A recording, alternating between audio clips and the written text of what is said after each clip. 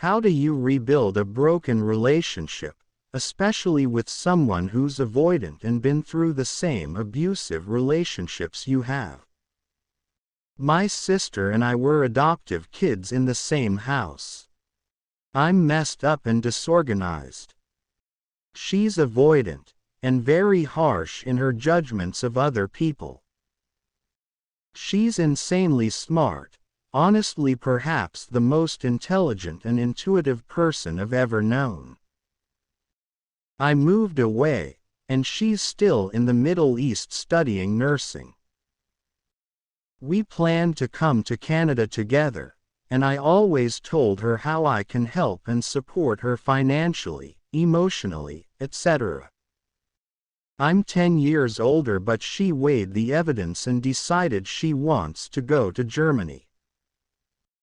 We were very close before, even when I was in the midst of an eating disorder, self-harm, substance abuse, all of it. She was my bright light throughout it all, and I got through it only because I knew if I killed myself it would devastate her because she needed me. So I recovered and did my best to be nurturing and supportive, but then she got older and had her own problems, and I wasn't her bright light.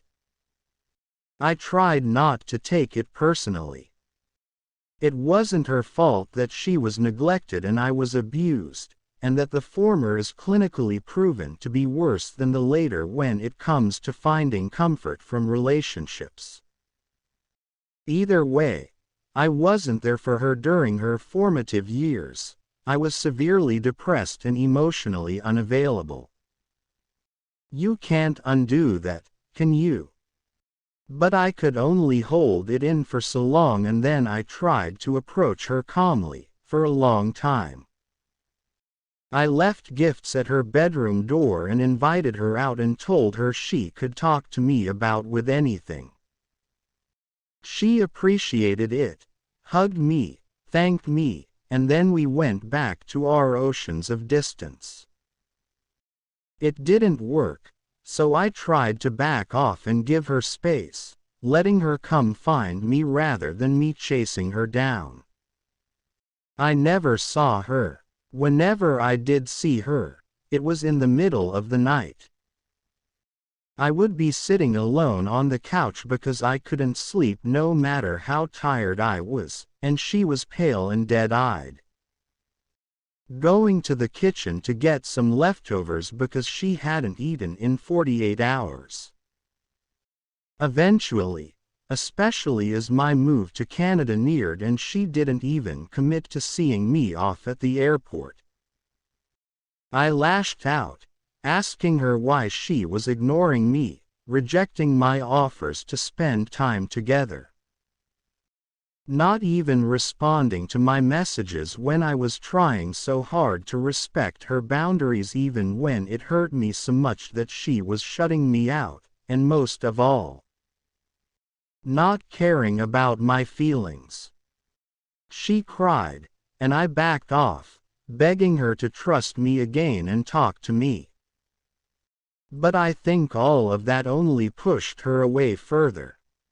I apologized. I explained it wasn't her, it was me letting my insecurities run wild, and it was completely my fault for putting that on her. She wasn't responsible for my emotions. She accepted my apology and forgave me.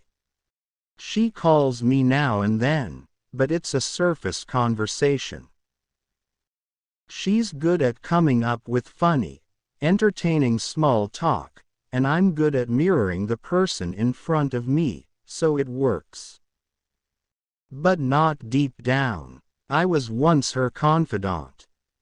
She called me two things: mother and therapist. And now I feel like that's gone, since she became a teenager, but even more now. I'm not even sure I'm her friend anymore. The only thing that gives me assurance is the odd occasion where I see she's tried to call me, once every few months. But if it were up to me, I'd call her on a weekly, bi-weekly basis. I'm hesitant not just because I don't want to impose. She's literally told me, there's nothing comforting about talking to someone. It does nothing, but also because it might just be a surface thing. She's reconciled with our insanely abusive mother. And it scares me so much that she talks to me in the same breezy, superficial way she talks to her, even going on vacations with this woman we once both hated and having a good time.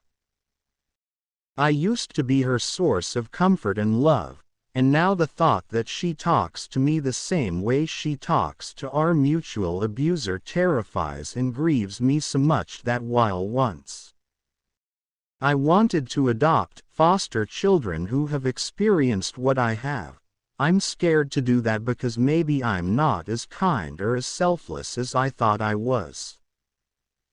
I have worked so hard to do the opposite of what was modeled to her.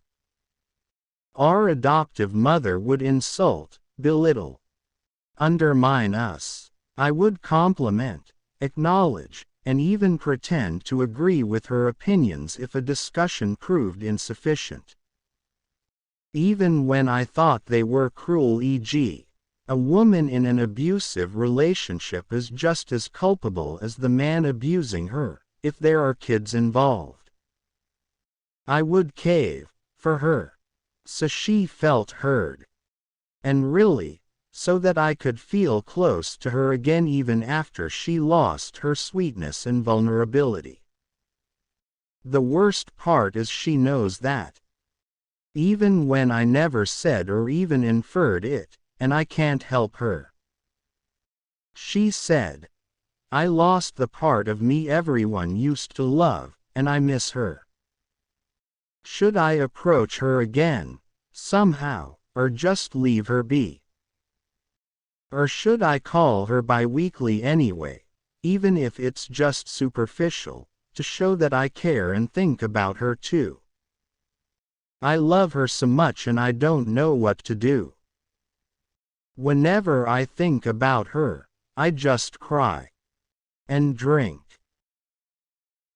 My partner's best friend is a narcissist who was awful to us both and tried to break us up.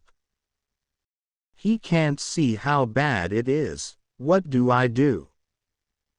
I've been dating my partner for just over a year now. For context, we both have previous partners who were toxic, although his ex was way worse with abuse, coercive control and psychological manipulation. Our relationship so far has been mostly kind of idyllic. It's fun. We encourage and support each other. Great sex, trust, laughs and mutual respect.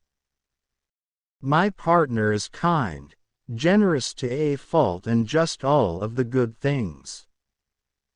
There's just one thing, but I'm worried it's just a symptom of a much bigger problem that I don't want to face.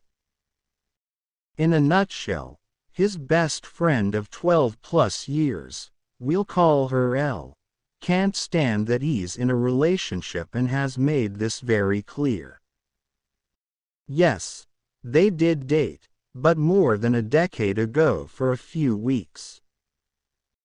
I've honestly never got a romantic or sexual vibe from him towards her, or her towards him, more like she wants to possess him like a toy. I should also say that they used to live together and she is currently trying to sublet a room in his house again, so the weirdness and uncertainty is really on my mind right now. From what I've seen and heard of Elle, she is a textbook narcissist. I know that word gets thrown around a lot, but hoo boy, I've never met anyone who ticked all the boxes like this. Some examples.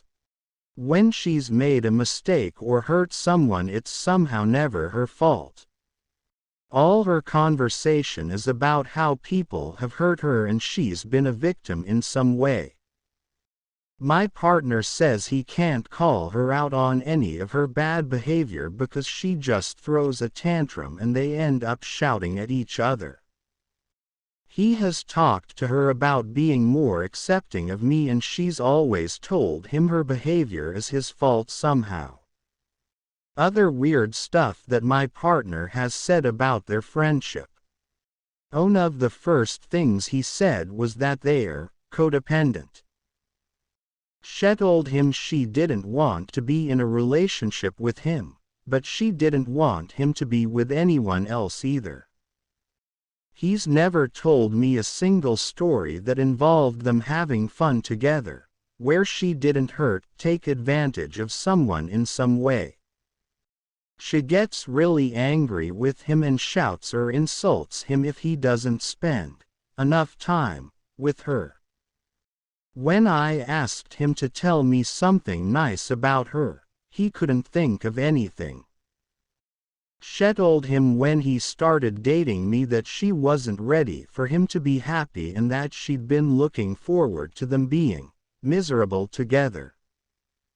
She's thrown a tantrum with him multiple times when he's not been free to see her because he's seeing other friends.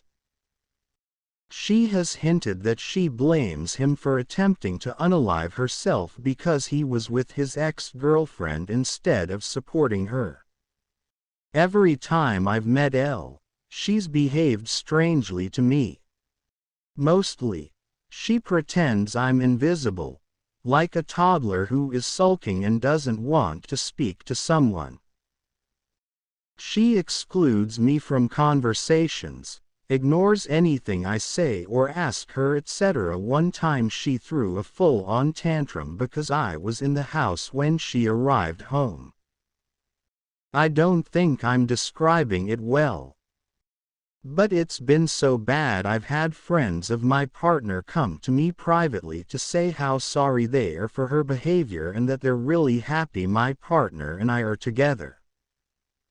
Every argument we've had as a couple has been at a time when she's been around.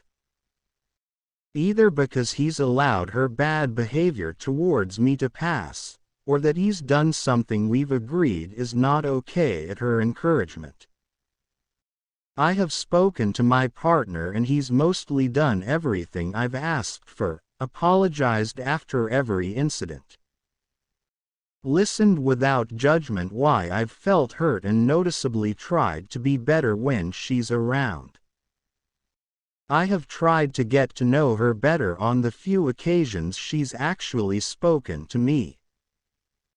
But it's awkward and the best I can say is that when she's being nice, she's still being mean about other people.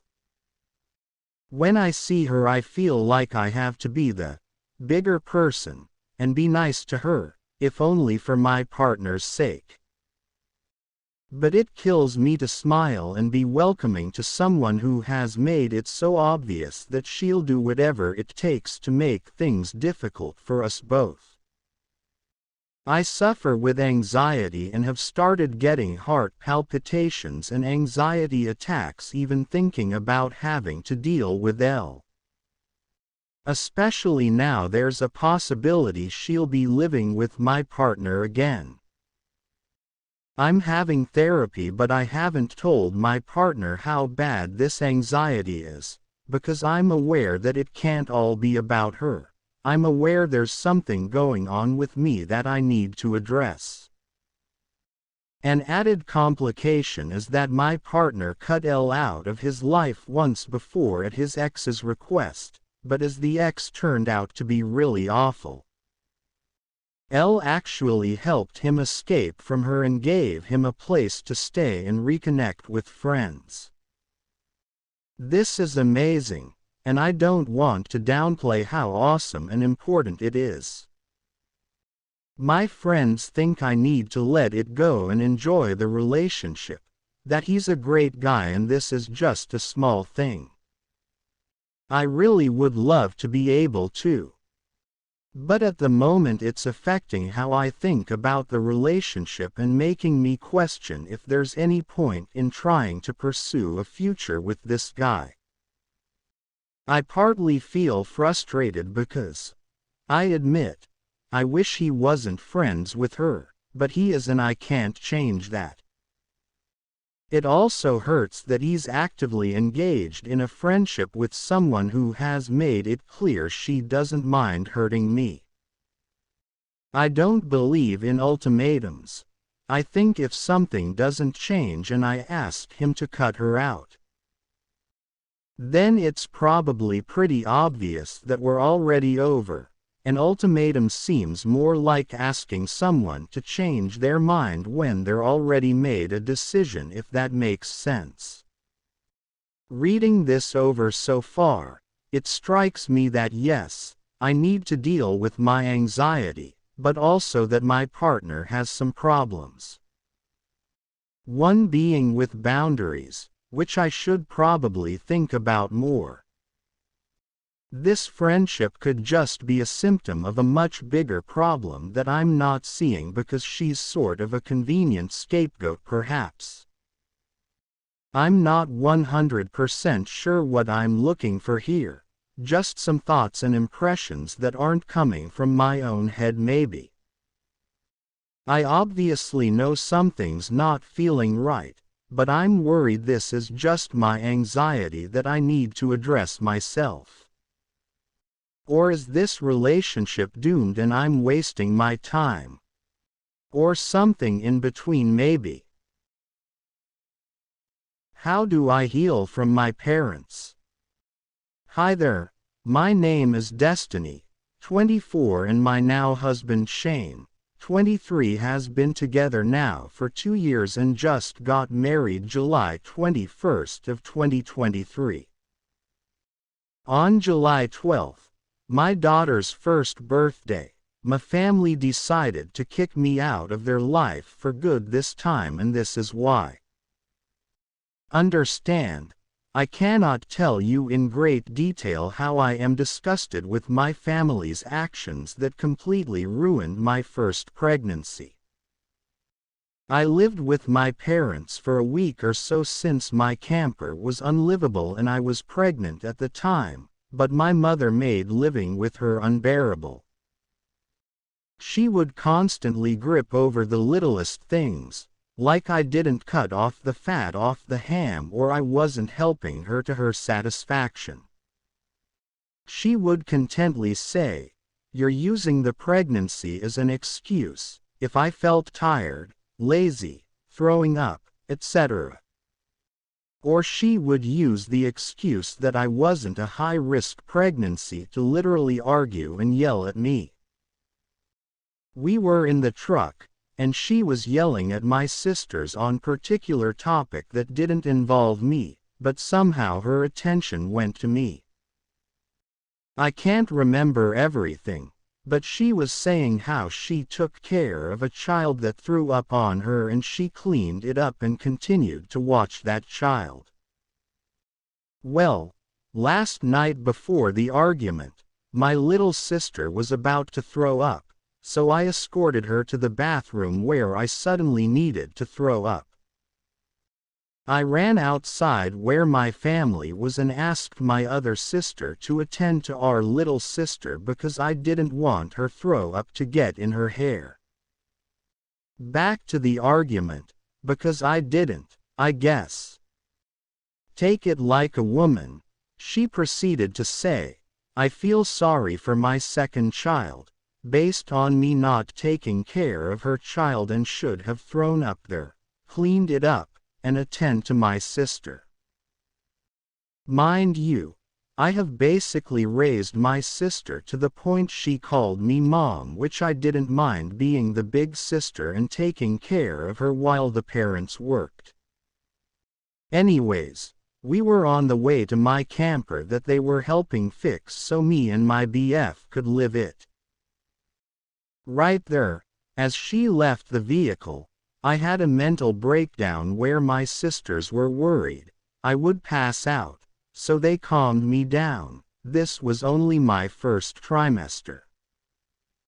I will note that I am and can be very sensitive. I cry when I am hurt, talk to in a disrespected way, or anything negative really. Any time I would cry, I would get the "oh poor pitiful destiny. I hate it when I cry and that I am an emotional person, but take it with the man upstairs because this part of me I cannot change no matter how hard I try." I finally had enough when me and my sister was in a room crying because our mother didn't want to see, speak, or want us near her because we were not helping her with Thanksgiving dinner. I understand she was stressed. I know she's been through a lot, and I understand the great deal of loss she went through, so I didn't speak of how I felt in that moment. I just got my stuff, called Shane to come get me, wiped the tears and left quietly. The original plan was to take a break and come back, but I got a text saying I could come visit, so I felt unwelcomed, so I stayed away. I kept making excuses for her actions to get over the overwhelming pain I felt each day. We could never enjoy a holiday because of the constant fighting of me doing something wrong. I wasn't there for her on Christmas since it was the anniversary of my grandmother passing away and 4th of July. I should have taken up on her offer to block her.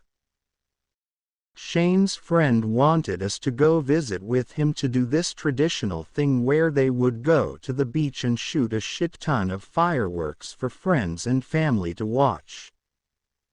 I told Shane I wanted to try to make plans with my family.